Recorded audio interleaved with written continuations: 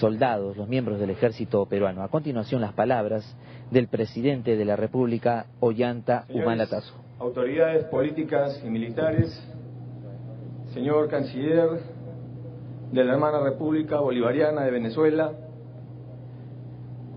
señoras y señores, el ejército unido a su historia. Eso reza el himno del ejército y eso es verdad. Hoy día estamos rescatando a 190 años de la gloriosa batalla de Ayacucho. Estamos rescatando el valor, no solamente una batalla que conmemora el Día del Ejército, sino que consolida la independencia del Perú, que resuelve la declaración de independencia del 28 de julio de 1821, dado por el genio militar del generalísimo don José de San Martín, y que se consolida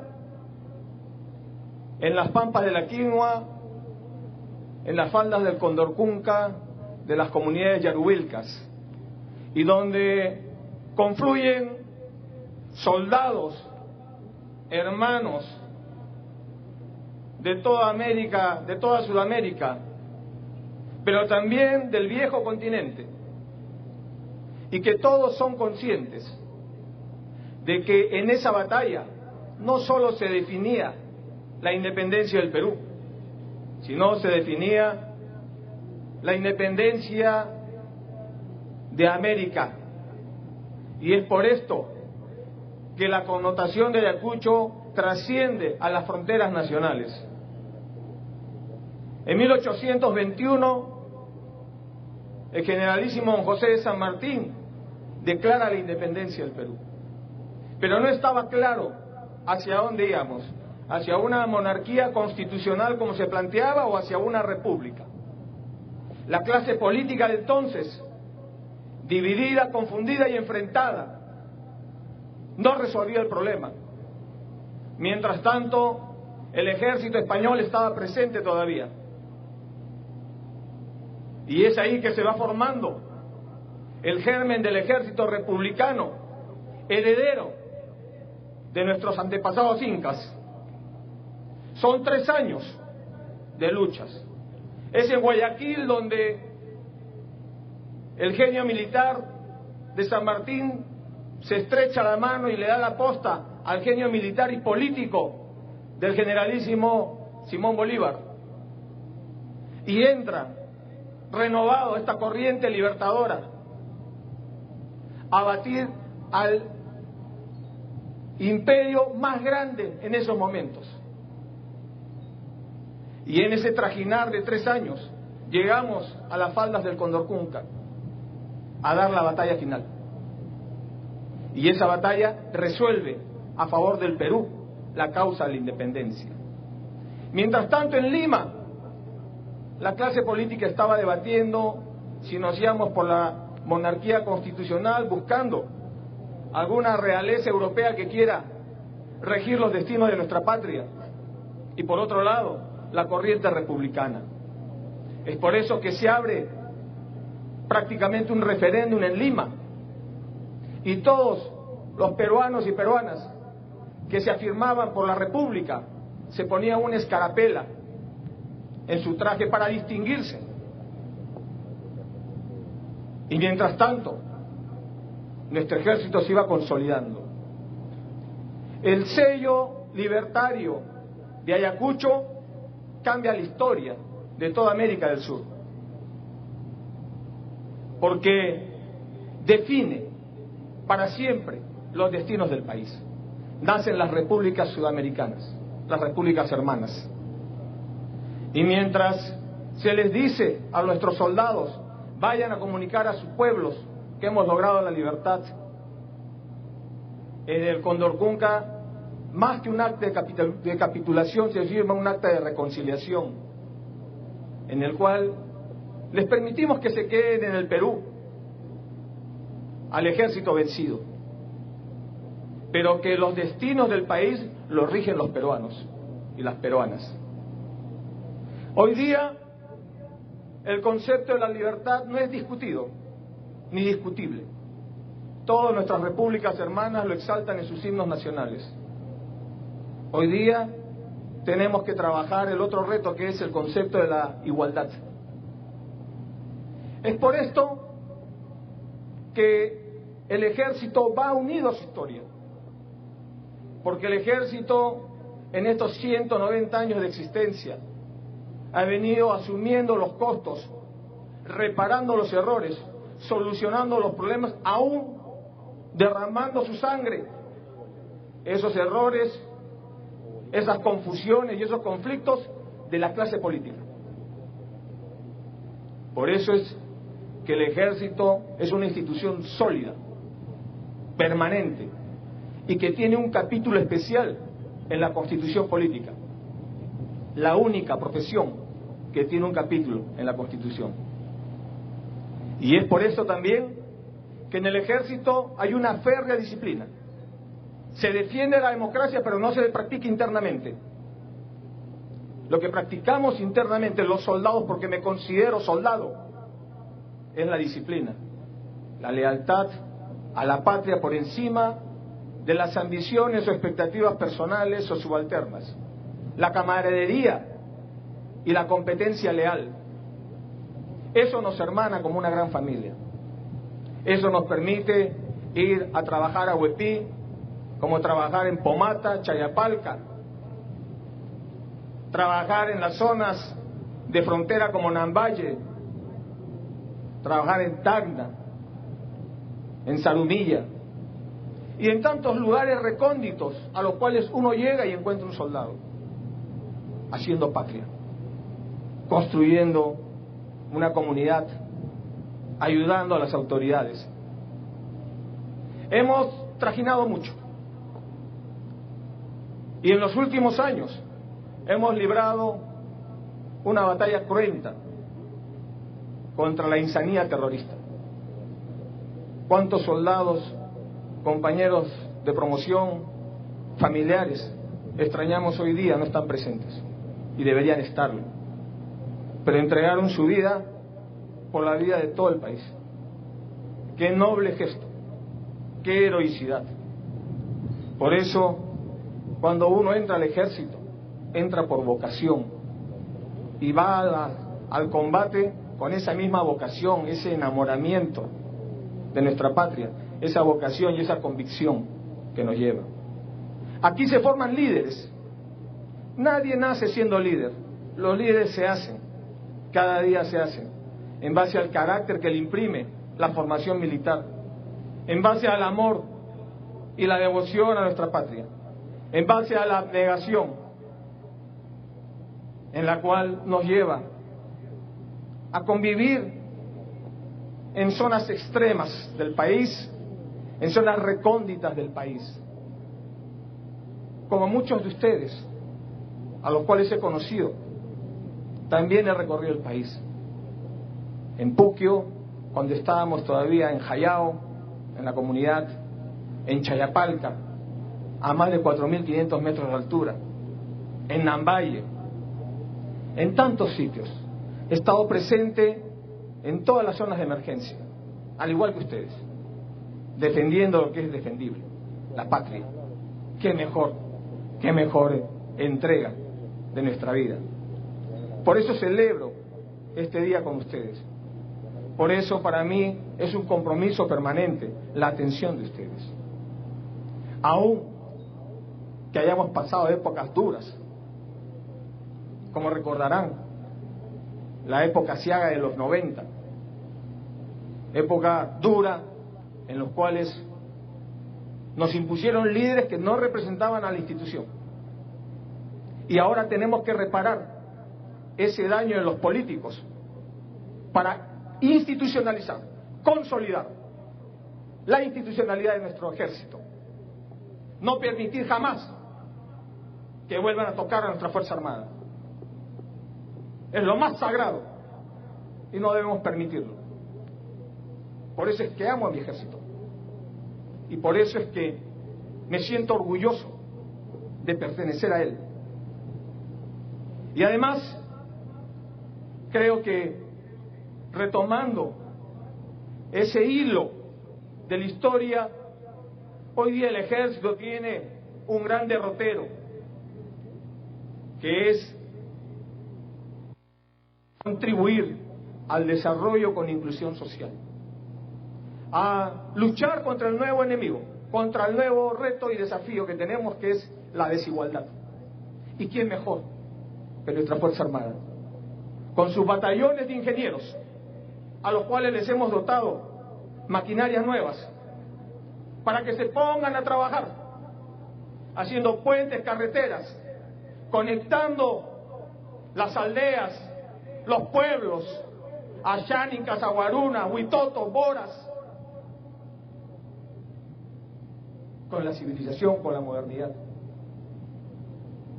Les hemos entregado nuevas fuerzas helitransportadas para luchar contra la insanidad terrorista que aún queda en el Brain, pero también para hacer actividades de desarrollo en todo el territorio nacional. Les estamos entregando infraestructura moderna en el Brain, la modernización de la escuela militar, la construcción del centro de mantenimiento y reparación de helicópteros para toda América Latina, que se va a hacer en el Perú, el Instituto Superior Tecnológico de la Fuerza Armada, y sobre todo trabajar lo que es el capital humano, porque la mejor arma es el soldado, es el ser humano. Por eso también he pedido que se revise la doctrina de defensa nacional. No podemos aceptar doctrinas de defensa nacional del pasado que inundaron e impregnaron toda América Latina, donde la base de esa doctrina es quién adquiere lo último del mercado de armamento, y nos llenamos de proveedores inescrupulosos que quieren pervertir y corromper. Da la impresión que esa doctrina la hubieran hecho los fabricantes de armas y no los militares. Así que necesitamos trabajar una nueva doctrina de defensa nacional que dice no solamente una defensa de un territorio, de un espacio que ha consolidado sus fronteras con una política de amistad y de integración, sino también cómo contribuimos a la lucha contra la desigualdad, a la política de Estado de inclusión social. Por eso es fundamental el capital humano.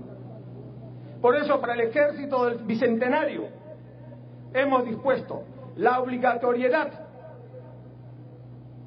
de que los oficiales y todo su personal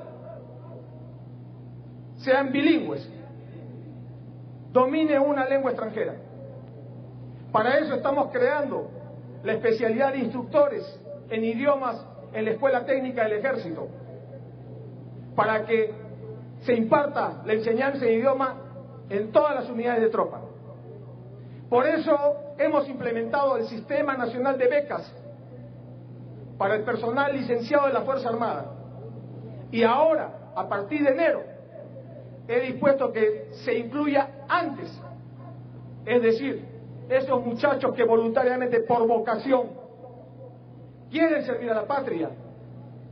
Una parte de ellos primero se irá a capacitarse en un instituto superior tecnológico, de tal manera que dentro de unos años el 100% de los soldados a nivel nacional tengan una especialidad calificada. Eso es una revolución. Eso en la historia de nuestro ejército republicano nunca ha pasado, y se los estamos dando a ustedes, y también para nuestros oficiales. Como nunca, nuestros cadetes de la escuela militar están viajando al extranjero por promociones a capacitarse, y también estamos enviando a cadetes y alumnos de las escuelas técnicas del ejército a hacer su carrera en el extranjero. Es decir, queremos un ejército cada día más profesional y a la altura de las circunstancias históricas.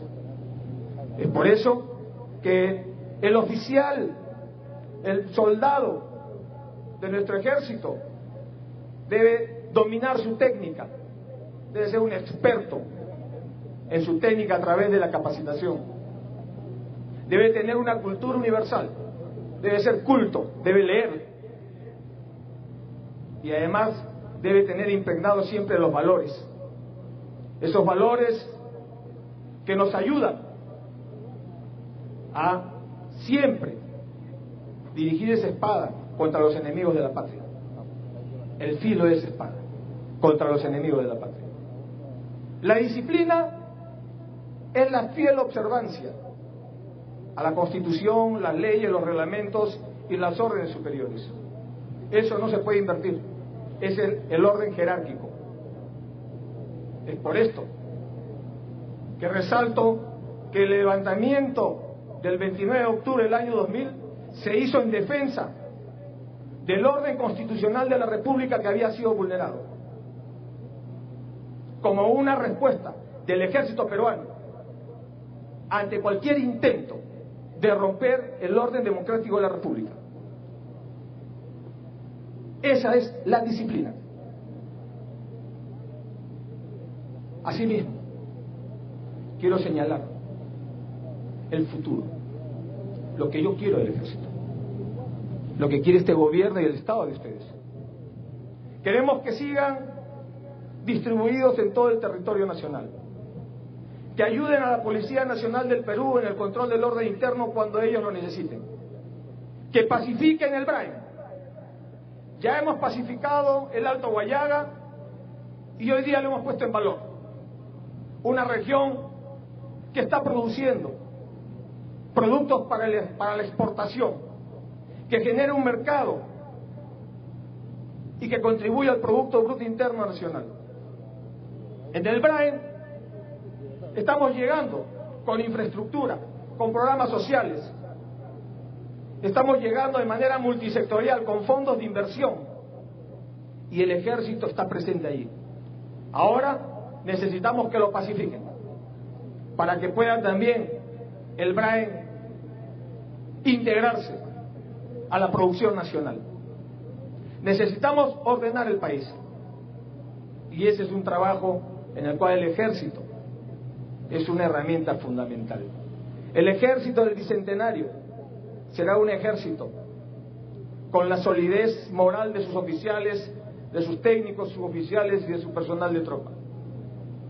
Será un ejército muy bien equipado, participando en actividades de paz, en misiones de paz en el extranjero, ayudando en la lucha contra la desigualdad, en la labor social con sus batallones de ingenieros, con la sanidad militar, con las naves que recorren el Putumayo, el Napo, el Amazonas, llevando desarrollo a través de acción cívica y apoyo a las comunidades, con los hospitales de emergencia que tiene el ejército, con la sólida fuerza transportada, capaz de atender todos los problemas de evacuación y administrativos que requiera la República, con un novísimo sistema de transportes, es decir, equipados, entrenados, instruidos y con un personal de tropa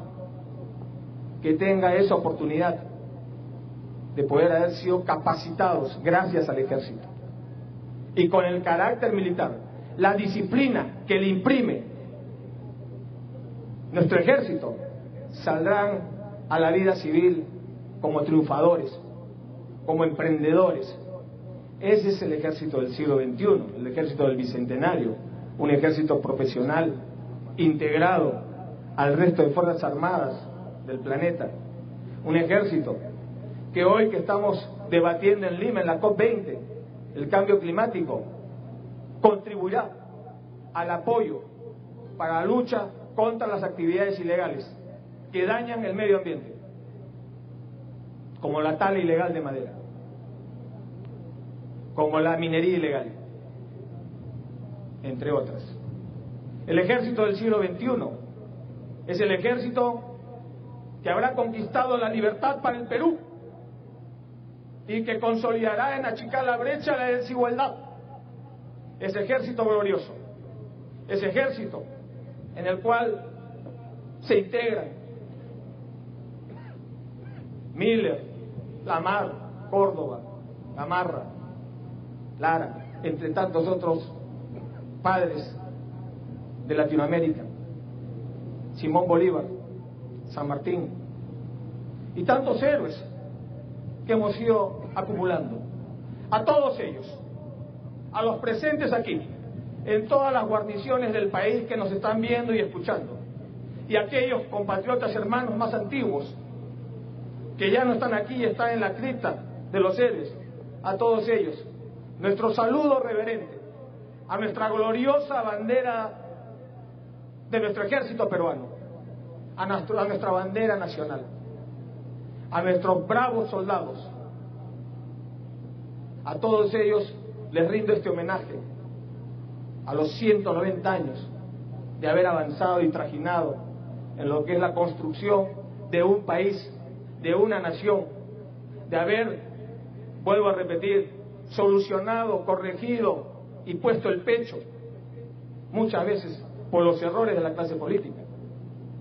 Este ejército, este templo de patriotismo, de líderes por excelencia, de leales guardianes socráticos de nuestra patria, a todos ustedes les doy un fuerte abrazo como un viejo camarada de armas. ¡Que vive el ejército del Perú! ¡Y que vive el Perú!